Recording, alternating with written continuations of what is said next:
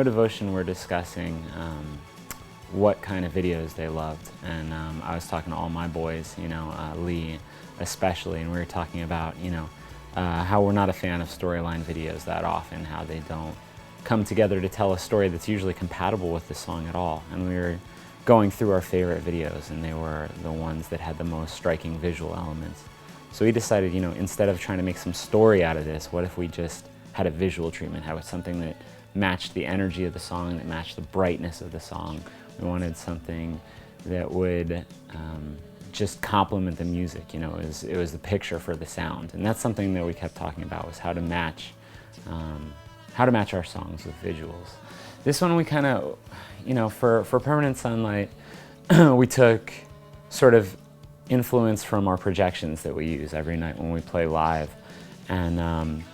And then we thought, instead of a live video, how can we use these projections in a way where they're new again? And I think the silhouetting was just a really strong image, something that wasn't a live video, that was still art, that was still artifice, but it took a lot from the live energy of the band. The shoot for Permanent Sunlight, we did it all in one day, but it was a super long day. It was one of the longer days that I remember in recent history. We got a lot of shots done. I'd say 65 or 69 shots, something like that. I remember counting.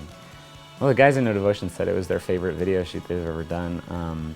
All the guys, old bands, I guess, had these huge, massive budget videos with catering and all this other stuff, and they just said that this was the first time they were really happy on a shoot. They were enjoying themselves. They were making something they could tell just by looking in at the camera, looking at the screen. We were all grips. We were hanging lights over each other's heads. I was, strobing them on and off for one shot. Yeah, we were all, it was a group effort, definitely.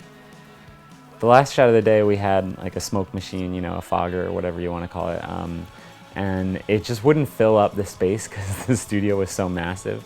So we had to just keep cranking the fog, cranking it. Everybody would yell, more fog, and then we had Jay, our driver, manning the fog machine, and he just killed us with the fog. He flooded it so you couldn't see 5 inches in front of your face, Yeah, I think this video has a lot of 120 minutes kind of feel to it, sort of like late 80s, 90s kind of dark alternative videos.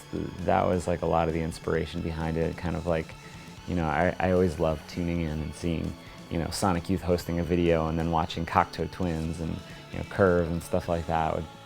That's really what I was going for, is that kind of airy 4AD look.